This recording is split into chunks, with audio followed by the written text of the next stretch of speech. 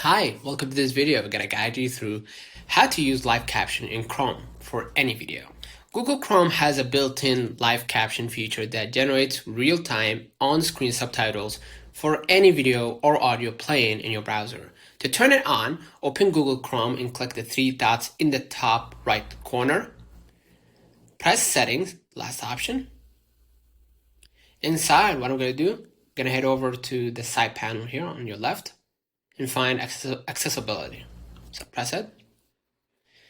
Inside, what I'm going to do, I'm going to turn on live caption or toggle on live caption.